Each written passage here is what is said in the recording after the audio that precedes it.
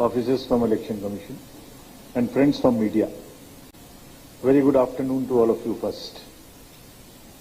I extend a very warm greeting to each one of you who has gathered here for this press conference. We have had a detailed review of the preparedness in Tamil Nadu of the general election to Lok Sabha 2024 for good 2 days, and I'll brief you as to what happened in those meetings. Tamil Nadu has a long history of local self-governance. The secret ballot methods exercised to elect members to the village councils here. So it has a very deep-rooted tradition of a democracy. And it's a pleasure to be here in this rich cultural and democratic place. Friends, media is our very, very natural ally, and I'm really happy to see you in such a large number here. I appeal through you, first of all, before I start, to all the voters of Tamil Nadu to please come in big numbers when the elections take place and join in the festival of democracy, which we have this year called Chunav Ka Parv and Desh Ka Garv. In last 2 days, we met all the political parties, national political parties, regional political parties.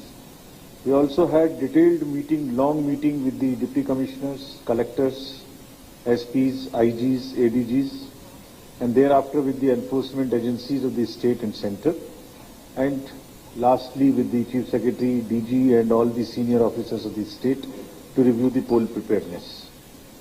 Friends, I'll first of all tell you what the political parties mentioned to us. What were their demands, what were their complaints. I list them first for you because it's a part of our mandate that we first disclose as to what is the demand which the political parties, one of the strong stakeholders have. Then also through my briefing would tell you as to what we want to, how we are addressing those demands of the political parties, so that no question is unanswered. And I like to give answers through you. So we met National Party AAP, BSP, BJP, CPIM, Indian National Congress, NPP. And besides, there were 4 state parties, AIDMK, CPI, DMDK, and DMK. So what they basically asked, I am just first giving you that background. Most of the parties requested to curtail the use of money power and inducements during the election period. They wanted to disqualify the candidates who are found distributing cash during the elections, liquor, or any inducement material. One of the parties complained that parking of the cash is already taking place, so act on that straight away. Basically, this was all about curbing the misuse of the money power in the elections here. Process-wise, they said that the machinery, bureaucratic machinery, needs to be impartial.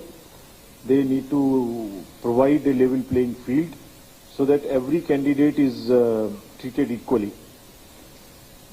There was a perception amongst the political parties, some of them, that the FSTs and SSTs which are used, they themselves have sometimes become the informers for those who are where the raids are taking place. They demanded that permissions to the rallies and entitlements which the political parties have should be given on an equal footing. It should not be discriminated. That again the point which relates to the level playing field. They said observers should be deployed from outside the state. They further said that with observers, their phone numbers, where would they meet, their fixed timing should be available so that political parties can go and meet the observers. CCTV cameras should be put maximum possible, to the extent maximum possible, on the polling booth. CAPF should be deployed in most of the sensitive and those kind of booths. On the parties, many parties demanded that elections should be in one phase. They also wanted strong action against the impersonation cases which people try to do during the voting. There was a demand to curtail hate speeches during campaign, encourage political parties to have an internal code of ethics, Collaborate with educational institutions. This is what one demand, to raise awareness amongst the young voters. One of the requests was to further refine and purify the voter list. Some of them demanded double verification of voters so that impersonation does not take place. One of the party highlighted that the transfers which the ECI mandates of those officials who have stayed for more than 3 years is done in letter and not in spirit. So therefore look at it. So friends, before I answer, I'll answer all of these questions which they have raised during my presentation at wherever it is relevant or in the end. But before I start, let me tell you that Commission is extremely determined, and all the collectors, all the enforcement agencies have been very, very strictly told about this, that we want an inducement-free election, free, fair and transparent. And inducement-free, we mean the misuse of money in the elections would not be tolerated. Commission has absolutely zero tolerance towards the misuse of money, distribution of money or distribution of freebies in any form, inducement in any form. I'll answer these specific questions raised by the political parties. To give you a brief snapshot of the parliamentary constituencies, there are total in 39 in the state. Kerala and Karnataka we also reviewed here. Their COs and SPNOs came. They have, as you are aware, 20 and 28. Next. Overview of electors. 6.19 crore electors, and a very happy trend is that female voters are more than the male voters. And we appeal to them to even surpass the male voters when they come for voting. There are 8,294 transgenders. And persons with disability, we took a special drive so that all the persons with disability get into our electoral roll. We earmark them so that we can give them facilities. They are 4.33 lakhs, 14.66 lakhs very, very senior citizens, and the voters in the age of 20 to 29 are 1.08 crores. And friends, you would again be happy to know that first-time voters, with a special emphasis was there, we enroll our young voters. So between 18 and 19, there are 9.18 lakh voters who are between 18 to 19 age group. If we come to the inclusiveness of the election, electoral gender ratio is 1036. As I mentioned, it is very favorable. And there are more than 205 ACs, assembly constituencies, where this ratio is more than 1,000.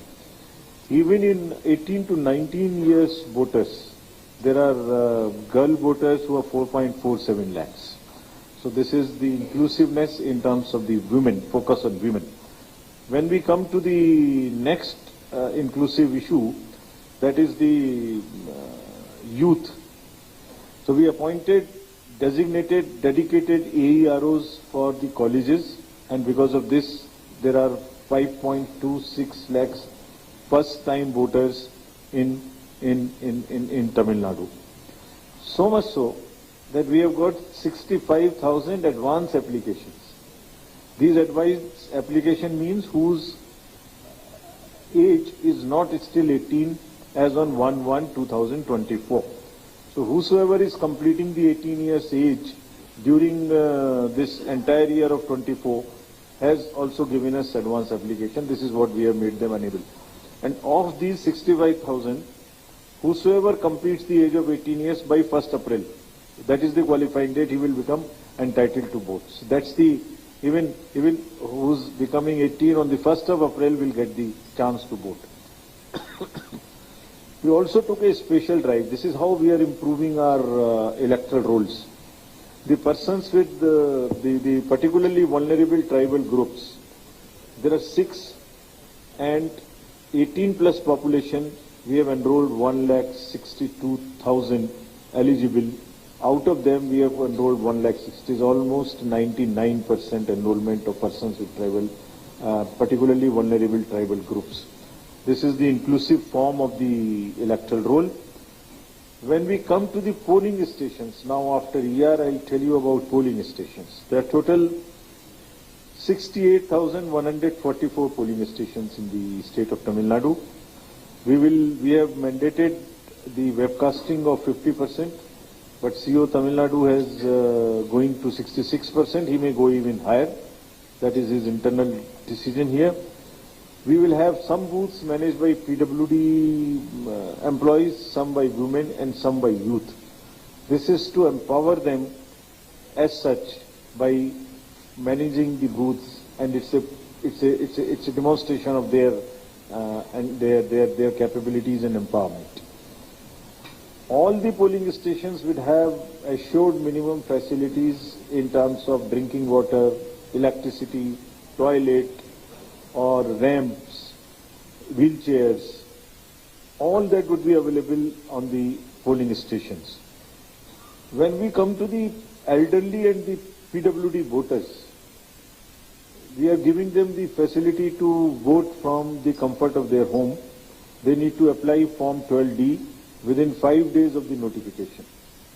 Our experience is that many senior citizens want to come to the polling station themselves rather than doing it, but for any matter, for any eventuality, if they want to do it from their home, they are authorized, they are enabled to vote it from their home. And similarly, the persons with disability, there is an application of the commission called Saksham. They can book their voting straightway from there and the kind of facilities they want on the day of voting.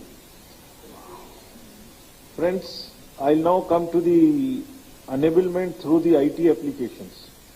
And this is one particular slide which I'd like to draw your attention and request you to please popularize this. This is everybody's duty to curb the menace of money power. This is the application called C Vigil. Means vigilant, the citizens be vigilant. On this application, if there is any information which a voter has, that money is being distributed, or some freebies are being distributed, or something wrong is happening, campaigning is taking place in wrong way, somebody is treating somebody with wine or whiskey or this kind of thing, liquor, they can just type it and text it, or they can take a photo and send it on this application. They need not write there where from it is coming. The application will capture the longitude and latitude of the location, and there would be a FST or an SST 5-10 kilometers around it. It will